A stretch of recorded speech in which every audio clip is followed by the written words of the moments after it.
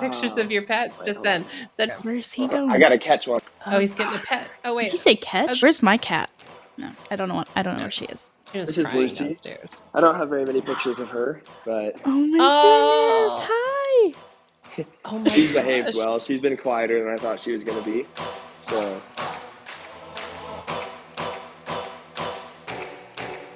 this is my time. I'm on the rise. Can't hold me down. I'm too fly. This is my time. Ready to shine. Brighter than all of the lights. 'Cause when it's game time, seconds away and the game's on the line. There ain't no doubt in my mind.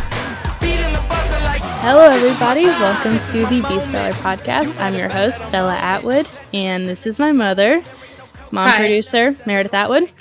And this is the very first podcast, and today we have 3 times games athlete, Ty Jenkins. hello, everyone. Hello. Welcome, Ty. So we're going to pull up your stats Oh, right. of All your right. past few years. And I get to screen share. Mm-hmm. All right. Can you see that? Yes. All right. We're going to scroll down to the bottom here. So we've you like got to 3 discuss first this? places. 3 first places. Pretty Yeah. baller. What do you have to say about that? It was kind of interesting going for the sweep that third year, just because I knew it had been done once by Dallin Pepper, and he's definitely a guy I looked up to. And so definitely after the second year, that became the goal. But going into the first year, our goal was to survive the weekend. And then we came out with the first place. Awesome. Super happy about it. But I was like, it's time to get to work because next year is going to be really hard because I'm going to be the younger in the 16 and the 17. And didn't expect to win that year either. And then ended up getting some really good events written for me at the games that year. And then we won the second year. And then the third year, I think I took maybe 5 days off after the games because I was like, I have the chance to do something really cool. So I'm going to get to work now and seal up that third year. And then this last year at the games was the most fun I've ever had competing. I just came out with a confidence and an energy that I've never had on the competition floor and just had a blast. At this point, I knew a lot of my fellow competitors, and it was just a really fun weekend of just getting to kind of showcase 3 years of hard work. So your first year at the games, did you know you were going to make it your second year as 14-15? Like, were you confident going into that year? No, that was my first open Not at ever. all? So I don't remember my exact finishes, but That's crazy. I know we scraped by. So we barely made each round. And then I remember going into the games, I think I was 8th. And my coach was like, our goal's a podium. And I was like, I'm just happy I made it. Like, obviously, I'm competitive. I'm going to get out there, and my goal is going to be to win, but I didn't expect to. And then the end of day one, we were sitting in third place, and I'm like, holy crap, like we have a chance to win this. And so I did not expect to make the games and definitely not to win the games that year. I think you have an interesting word you've said like a lot already, I've noticed, is expectations. Mm-hmm. So talk about that a little bit. I mean, you obviously know where to place your expectations, or do you, or was that like a growth process? I mean, when you were a peanut starting out, you said you didn't expect anything, but as you get stronger, what do you do with that whole idea of expectations? So in my mind, I really, really separate expectations and goals because my goal, you'll never hear me say my goal is anything but to win the CrossFit Games, even this year. I mean, as an 18-year-old in the big dog division, my goal was to stand on top of the podium at the CrossFit Games. Now, my expectations differed greatly from that. So that's where the goals, I'm always a fan of. Be optimistic, set big goals, work towards them.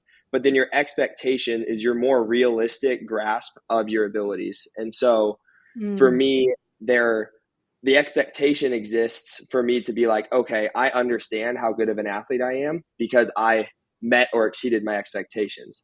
But that goal is always hanging up in the stars for you to chase after and be motivated to get to. Yeah, I started when I was 8, so I knew like my goal is to win the CrossFit Games. I say it every single day. Like I knew it when I was 8 years old, and it's going to be probably in like I don't know, 8 years. That's a long time, but I totally agree with that. You know, expectations are totally different from actual goals. So, but when you first won the games as a 14 to 15, after winning, how were your confidence levels going into the 16-17 division? Because that's a huge jump, especially lifting wise. Pretty low, but still knew that there was a chance. And something that I say a lot, and it's actually, I think it's some Jim Carrey movie, but he said one of his like a quote I hear all the time is, "So you're saying there's a chance," and that's kind of something I hold on to a lot. And so that second year, I remember seeing Nate Ackerman win the 16-17 the year I won the 14-15,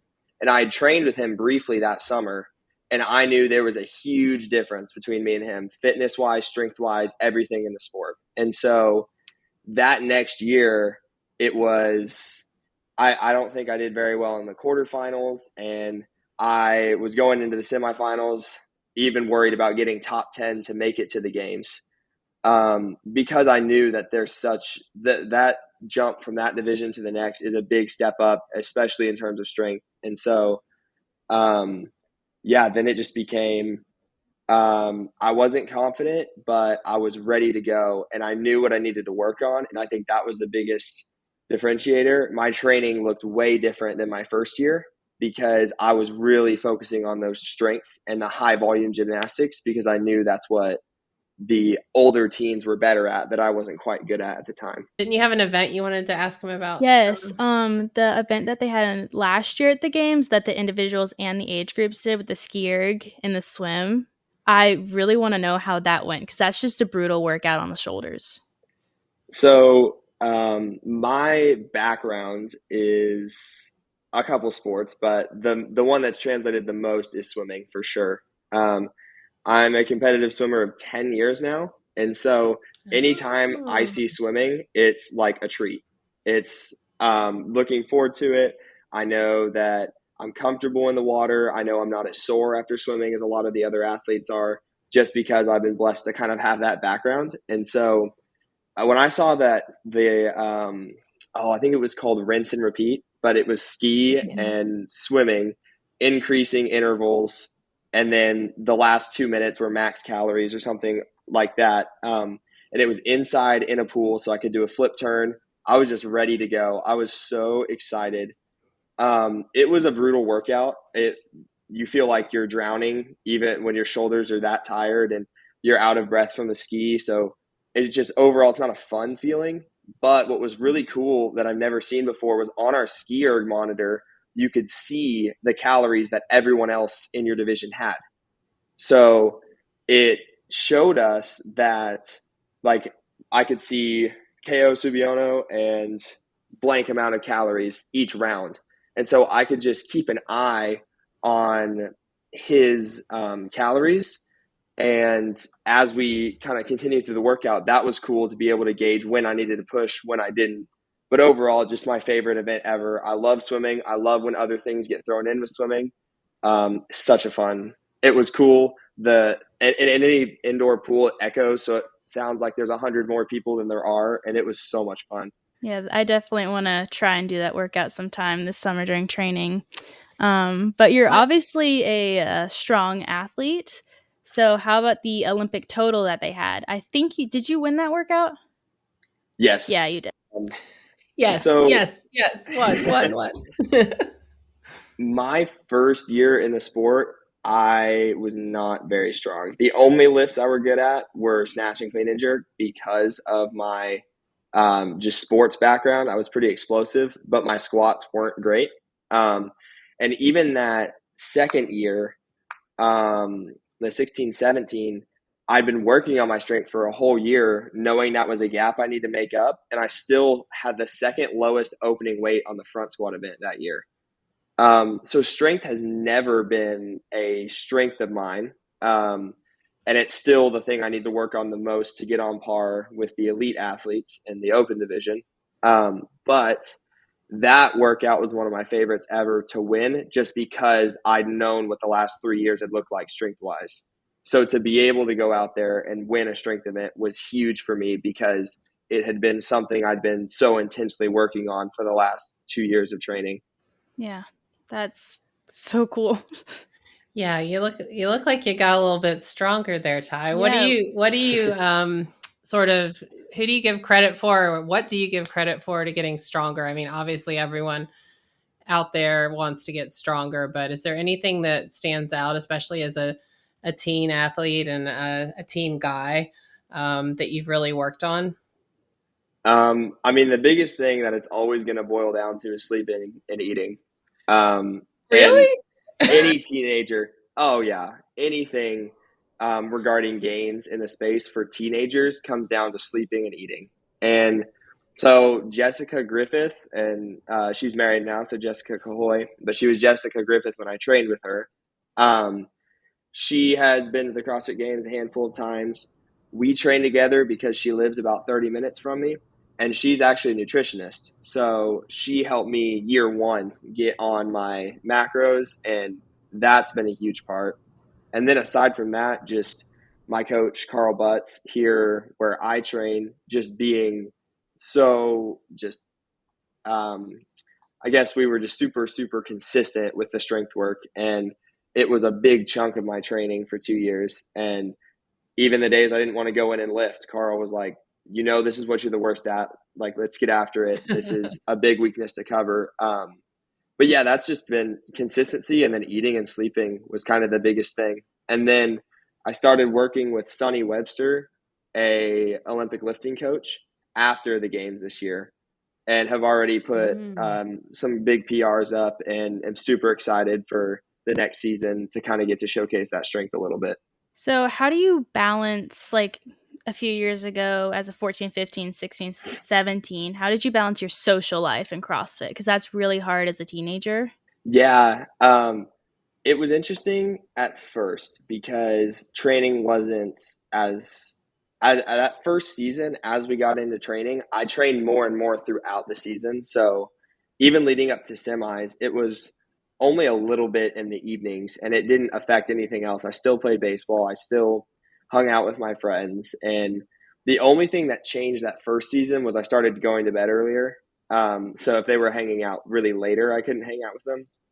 But then that second season, when I knew it was going to be a tall task to get back and win the games, that's when it really became, okay, I have 5 days a week where I'm not available. And my active recovery and rest day, that's when I love to be like, hey guys, I'm free Thursday and Monday. Like, let's hang out.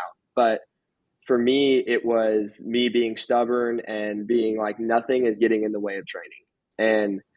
And a lot of people, there's a lot of kind of talk right now about CrossFit not being mentally stable or a good thing for teenagers, because we've seen several step away these last 2 years. And kind of my thing is, I'm grounded in something that is a lot more stable than friends or CrossFit. And for me, that's my faith. And so at the end of the day, like, whatever happens in the gym or whatever happens if my friends are mad that I can't hang out with them and they're like, hey, you're not invited to this next thing or whatever, or I have a bad day in the gym, I can't hit 90% of my lift, so I'm ticked off, like whatever. When I go home from the gym or from hanging out with friends, like, I'm not Ty Jenkins, I have 10 friends. I'm not Ty Jenkins, I can clean and jerk X amount of weight. Like, I'm made in the image of God, and that's what gives me my value. And so balancing that social life and my value is definitely by putting it somewhere outside of CrossFit, for sure. I'm working more on balancing my social life, but it's a work in progress right now. It is great to have like ambitions in CrossFit and to want to pour all of your free hours into CrossFit.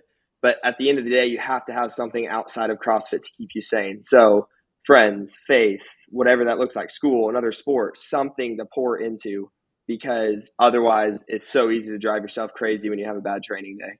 How do you feel about social media, Ty? I mean, obviously it has its benefits. I mean, I used to, back in the day when I was a weightlifter, we had back in the dark days when there was like dinosaurs, there was no social media. We didn't even have like really video feedback. So like if you did a lift, you couldn't like watch it. So, I mean, there's such a big difference now for young athletes than 100 years ago. But like, how do you feel about social media? Like during competition season, do you just uninstall Instagram? Do you stay away from it? Like, what are your parameters around it? If I didn't have sponsors, I would not have social media. That's what I tell people all the time. I think comparison is the thief of joy. And I think it's especially in my experience with teenagers, especially teenage guys, we love to post PRs. And so then you're watching this kid, oh, he just hit a 335 clean and jerk and it looked easy. Like he must have 365 in the tank or something like that. But little do you know that's his PR and he's hit that, but he's suffering in some other area of fitness, or like he's posting this ridiculous Fran time or ridiculous like 50 bar muscle ups unbroken, but then he's not a very good lifter. Like it's so we all like to highlight what we're good at. And so if you get sucked into watching everybody else and trying to gauge where they're at based off them showing you their best cards, it's so hard to be able to go into a competition confident because, you know, oh, he can do this and he can do this and I can't do either of those things. But what if you can do something better than both of them and something else that they haven't shown? And so that's where I just try to not looking at my competitor stuff all the time and just trying to stay off of it as much as possible, do what I'm supposed to, but not get trapped in it. How about the leaderboard? Do you look at the leaderboard at all during competition, or do you avoid it?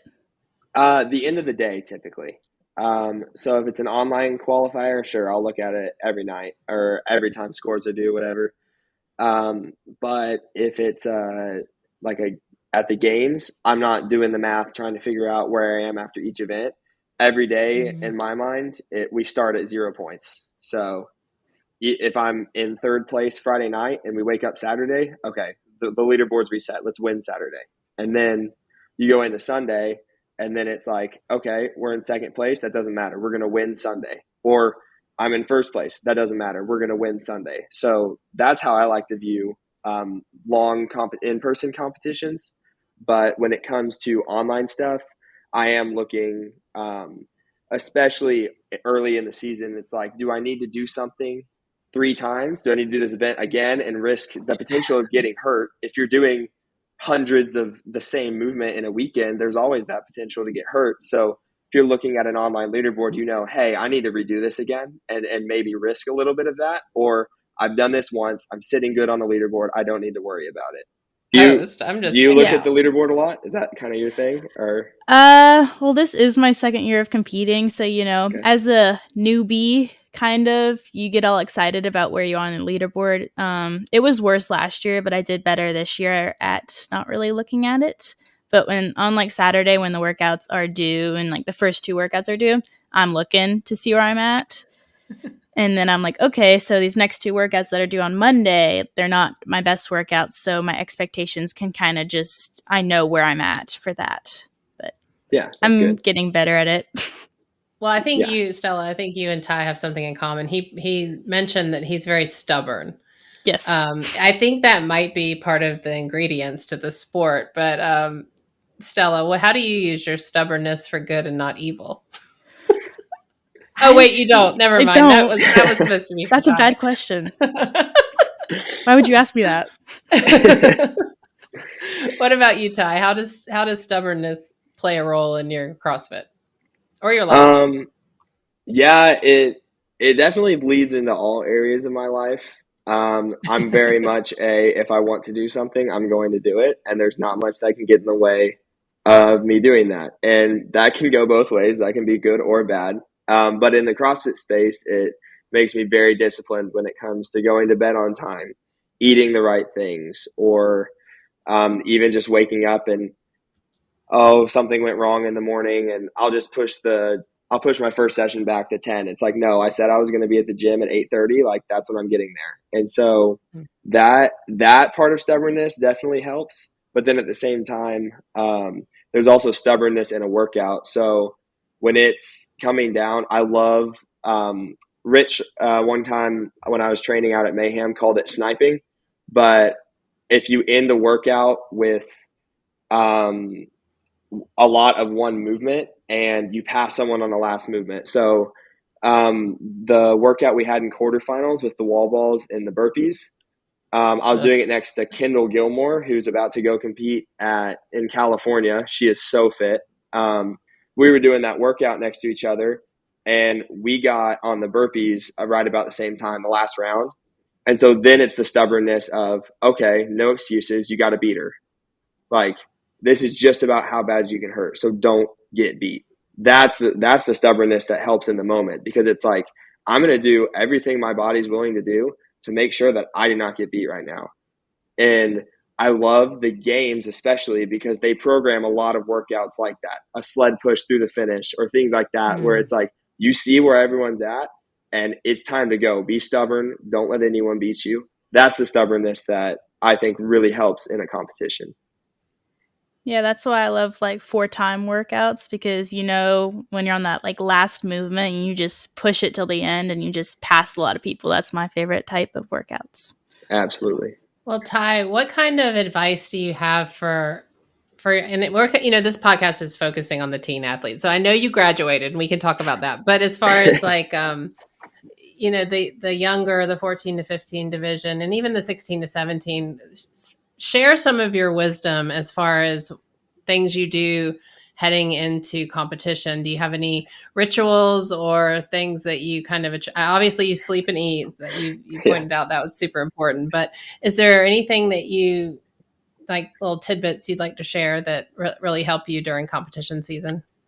Yeah, a lot of them are mental things, but I'll address the physical ones first. Obviously, sleep. Starting a week out, get your 9+ hours every single night, and that's a lot of sleep. So be disciplined about it and get it all in. Starting 2 days before, and then every day of competition, eat more carbs than you're eating, and you might feel sick, but do it. You can't have too many carbs when you're competing. So up your carbs by 50 to 80 2 days before going in, and then the day of, you cannot eat enough carbs. Get Twizzlers, Sour Patch Kids, whatever it is, you cannot eat enough, because the intensity. Wait, are you saying 50 or 80 grams or 50 or 80%? No, grams, sorry. When you said carbs. Grams. Up by 50 or 80 I was like, grams. I can get on board with 50 or 80%. But just your body burns so many calories and so much carbs in competition when that intensity is dialed to 11. So the week of, you really can't have too many carbs. And then as far as a mental side, it's just go in, even if you're not, know that you're the fittest you've been all year. So the way we structure my training every year is I am my fittest August 1st. Like right before the games, we know that I'm as fit as I can possibly be.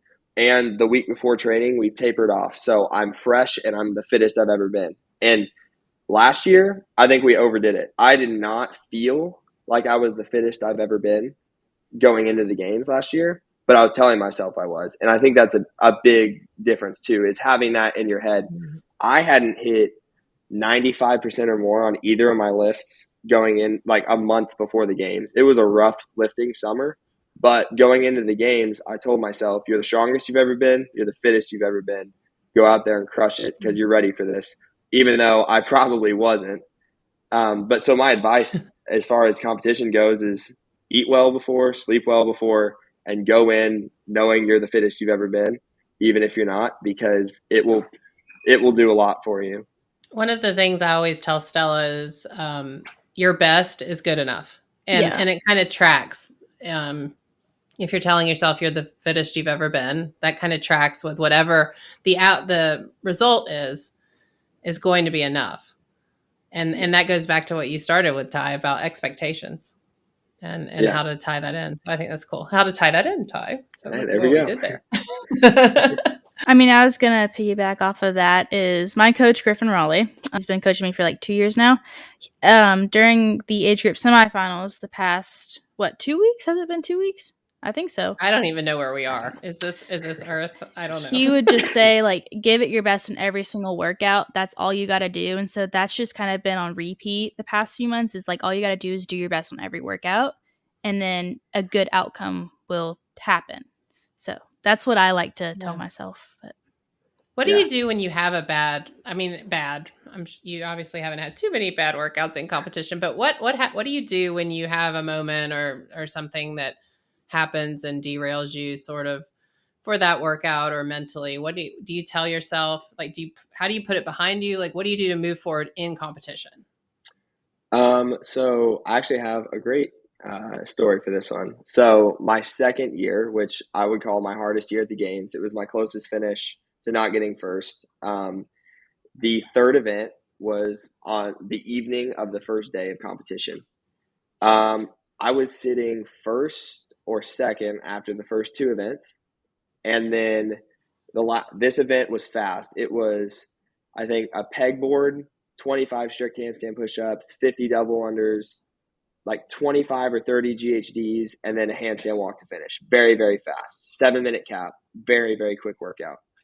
And I was coming down on my pegboard and dropped off the pegboard before I got the pegs low enough. Don't know what happened. There was a bright red line that I just didn't get them below. I got them one hole too high, and it was just very weird. I don't know what happened. So I had to redo that. I came off the pegboard dead last and just had to, I was like, all right, well, that just happened. So time to fly. And then did my best, ended up getting fifth on a workout that I thought I probably should have won. That was like the workout that weekend besides the swim one that I was like, this is my chance to like crush. And so that was frustrating. Ended the first day in third, which was frustrating because I knew I probably should have ended the first day in first.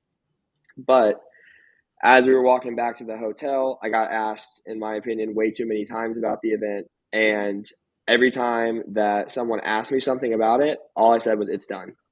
Like, it's over. So it doesn't matter. And sure, it matters on the leaderboard, but in your mind, you can't let it matter. You got to clear it. You got to move on. One of the sports I played a lot growing up was baseball. And in that sport, if you are successful 3 times out of 10 at the plate for a very long time in the major leagues, you're going to be in the Hall of Fame.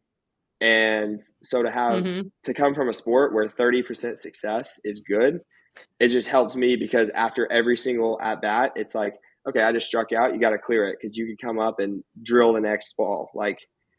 So that has transferred very well to CrossFit. So, okay, that event sucked, but it doesn't matter.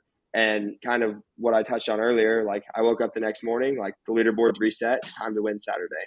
And so that's kind of one of my favorite moments from the games was bouncing back that next day and overall in the weekend, still holding on to first because I had that big slip up, which cost me 40 points. Wow. Yeah, that's why you're a winner, to be honest, is like, I can already tell like your mindset's just always there, and you have a bad workout and you're like, okay, I have 5 minutes to think about it and I move on and you have the next workout. So it's very cool. I think I want to say that my second year, even looking back on it, I still don't know that I was the fittest person there, but I feel like so much went right for me in terms of preparation. Like I recovered well. I didn't let that get to me mentally. And I showed up and was consistent over the weekend. And I might not have been the fittest person there, but just due to my competitiveness and how the weekend turned out, I ended up on top of the podium. And in CrossFit, it's not always the fittest person. I heard Sprague say on an interview a while ago, he was talking to Ben Smith, I believe, about his career in the CrossFit Games. And Ben Smith won it 1 year. And Sprague asked him what happened that year, what was the difference? And he goes, I was healthy. And so it just shows you that you obviously have to be very, very fit to be up there at the top. But I think at the end of the day, it comes down to a lot of other things. And competitiveness and being smart going into competition is absolutely one of them. That's funny because I say that a lot. When we talk about Stella's training in the next years, I'm like, well, as long as she's healthy, because it really is. I mean, if you've got all your parts working, everything else can kind of fall into place. And don't get sick either. Oh my gosh, Stella. Yeah. How do you stay well, Ty? Let's Yeah, discuss like- about that, because like this COVID one and here stuff. is always getting some sort of bug before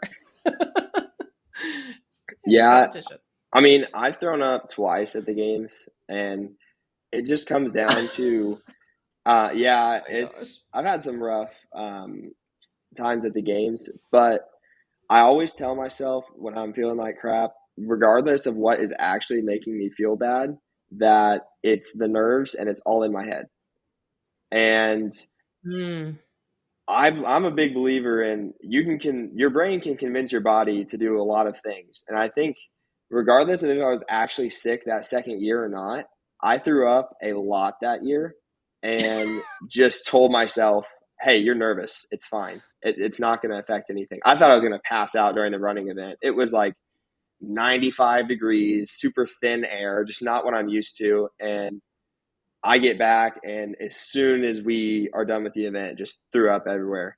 But even my coach, he was over me saying, he's like, it's in your head. You're nervous. Like, glad you got that over with, but you're done puking. You have an event in 20 minutes. Time to go. Like, so I think just as far as staying healthy, I do things to kind of be careful. I remember my first year, a week before the games, my little brother was feeling sick, so I just avoided him in the house as much as I could. And then just addressing injuries before it gets too late. I after quarters this year was having some shoulder problems. And so for the last 3 weeks, I haven't done an Olympic lift, and just doing my best to address things as soon as possible, because a lot of people let those nagging injuries turn into big injuries. And so I could have been Olympic lifting this whole time. Like, I had pain, but it wasn't limiting. But I was like, hey, let's fix this while we can, because it's going to be better in the long run than just letting this turn into something worse than it is. Yeah. You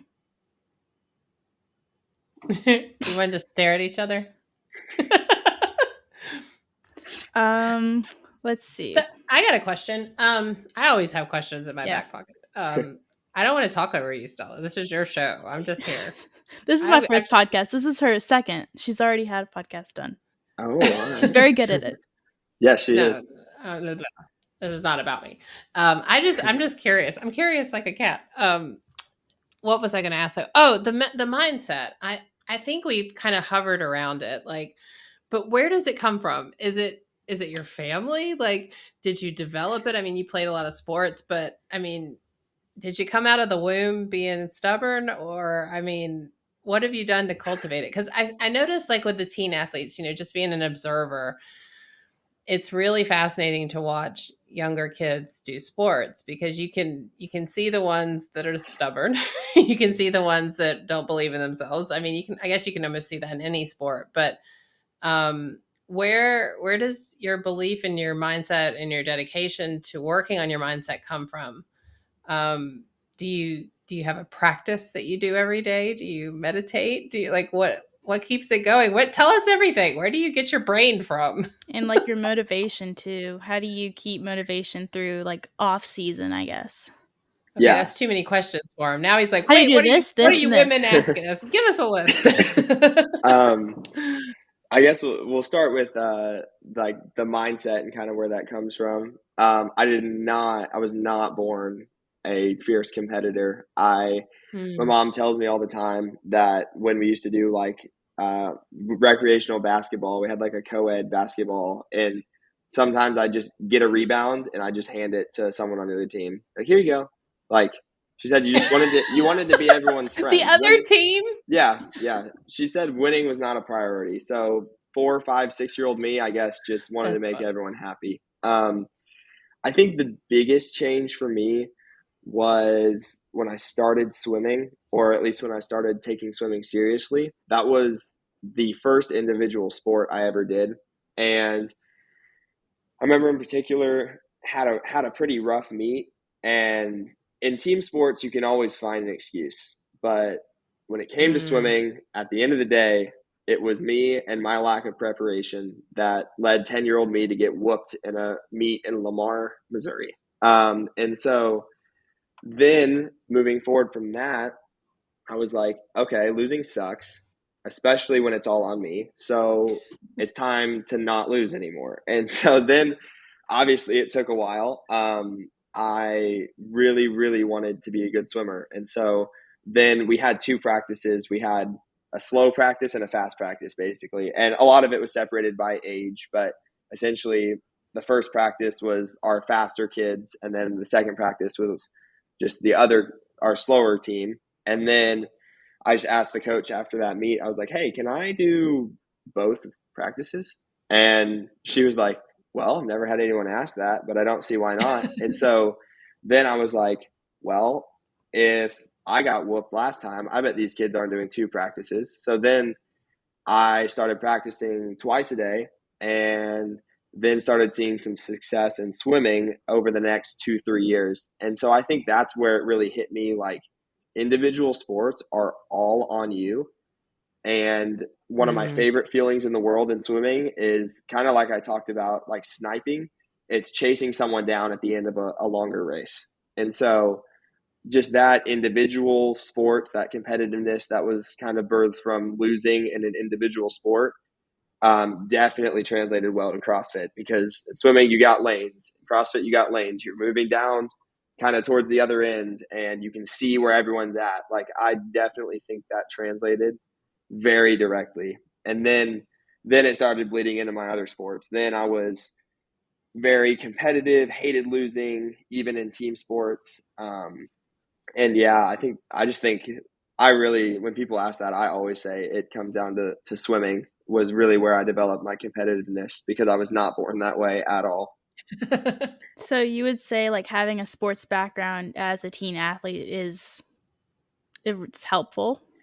Yes. Yeah. I would tell any teen out there to not quit their sports.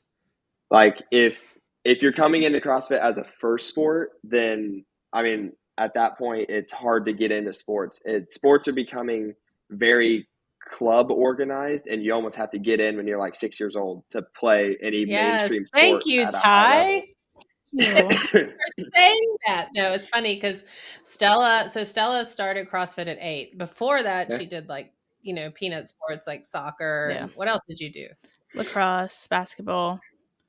Yeah, but when she started CrossFit at like 8, right? And so Griffin is always like, she has to do a sport. She has to do a annoying. sport. Now she's almost a rising sophomore in high school, and I'm like, you can't just go try out for a sophomore volleyball. I mean, those girls are vicious, but it is hard. It's hard to. So I think we're gonna take up pickleball or something. Let's go.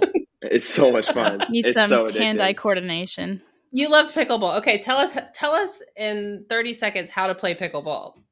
What are the rules? You guys haven't played pickleball? No, Okay, I have all the equipment.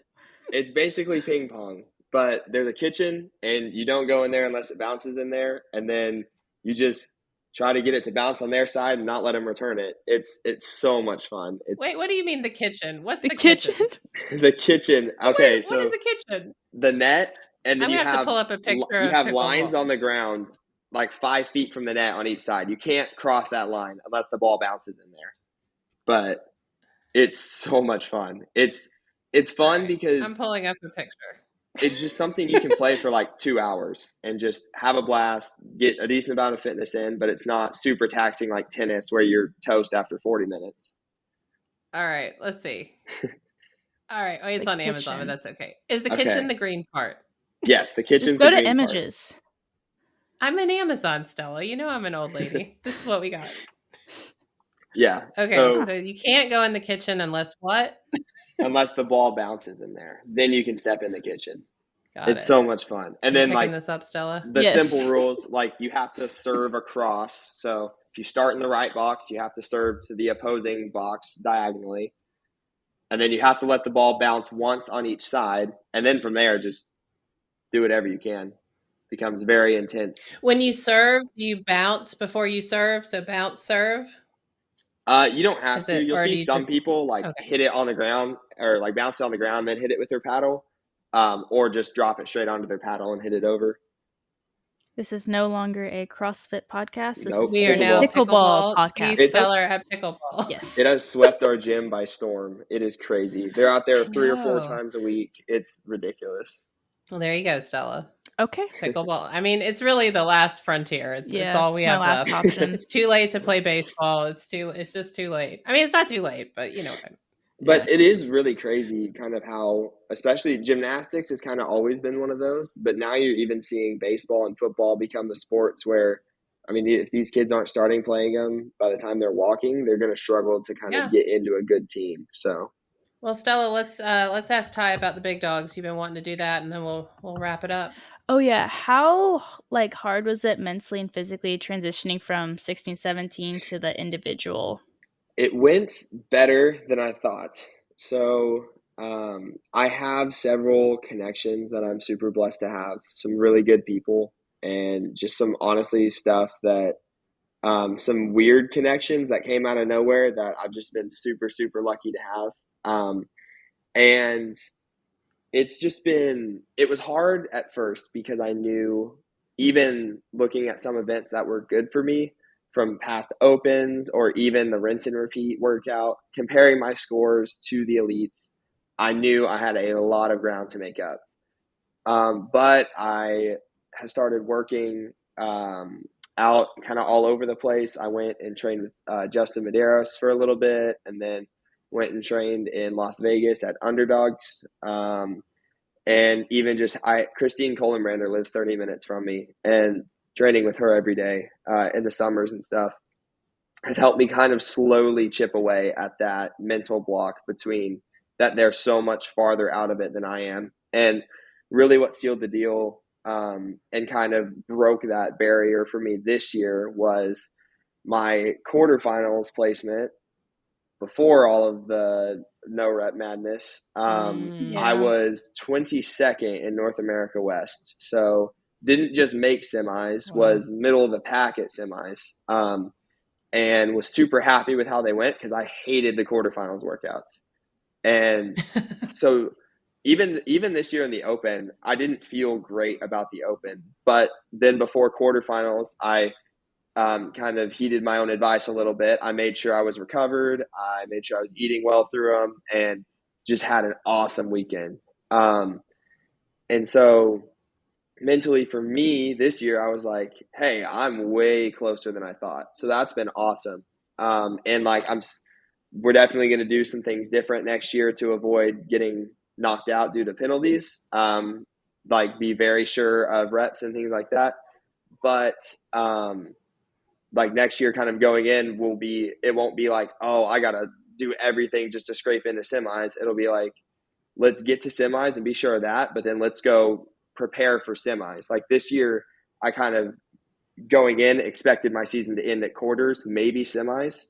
But next year it's like, all right, let's go to semis and let's plan on going to the games next year. So whether that's going to happen or not, that's kind of those goals versus expectation things we talk about. But I'm very excited, and I've definitely seen that gap between me and the individual field slowly kind of get chipped away in this off season and this season so far. So this sport, and what I love about it so much, is you get out of it what you put into it. So, and one of the biggest differences that I've had versus other teen competitors is I wasn't just stubborn about what went on in the gym. I was stubborn and disciplined about what went on outside of the gym.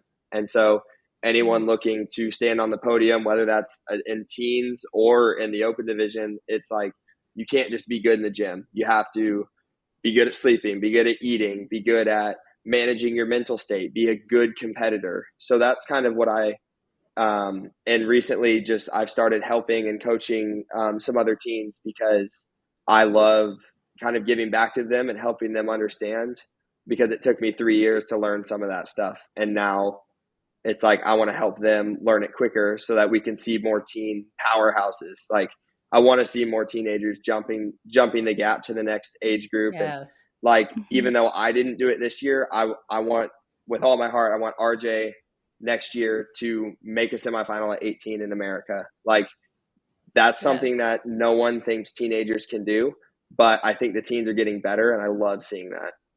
I'm excited at first when they announced everything breaking off, what do you think about that? I know I said we were leaving, but I still have you for 4 more minutes.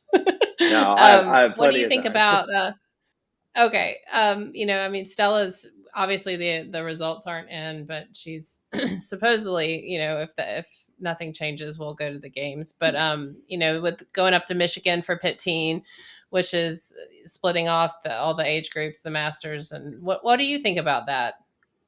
I at first was very upset, just Mm-hmm. for my buddies that are still in the teen division, because the Madison experience was awesome. Walking into a warm-up area, seeing Patrick Bellner, Tia Toomey, like warming up in the same area as them, competing on the same floor as them, was just so awesome. But there were lots of things that the teenagers did not get at the games. My very first ever event, we sat in the crowds for 3.5 hours before our first event, just due to some weather and them not handling kind of the day well, I guess, and just kept getting pushed back and back. So we were almost completely cold by the time the event started, and then had like a 15-minute turnaround to our next one. And so I'm very confident that Pit Teens will take better control of having to manage less divisions than the CrossFit Games did. And I think that they are going to have a great ran event. You guys are going to get to do some awesome stuff. I'm looking forward to a swim mixed with some barbell or gymnastics, things like that. Like, the venue is awesome, and I'm so excited. I plan on being there and watching. I think it's going to be an awesome event, and I think you guys are going to love it. I think you're going to be treated great. But yes, there's a little bit of like the prestige or the I guess showmanship or whatever you want to call it that will be lacking. But I think they're going to do an amazing job. I'm very frustrated that you guys and the Masters are in the same weekend. But aside from that, I think Pit Teens is going to do an awesome job. I've met several of the people who work there. They only want the best for you guys, and I think they're going to give you guys the best. I think it's going to be legit. I agree. It Congratulations, sounds like by the way. So thank you. You're welcome. I think that's something too. A bigger field helps find the fittest a little better.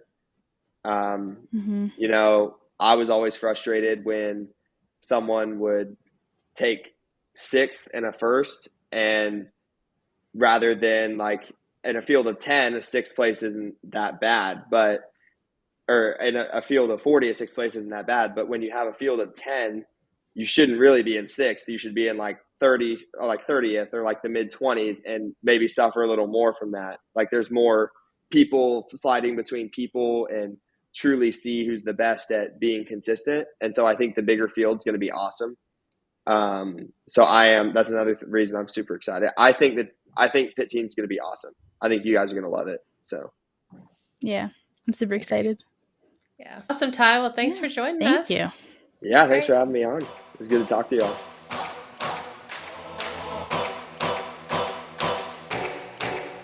This is my time. I'm on the rise. Can't hold me down, I'm too fly. This is my time. Ready to shine.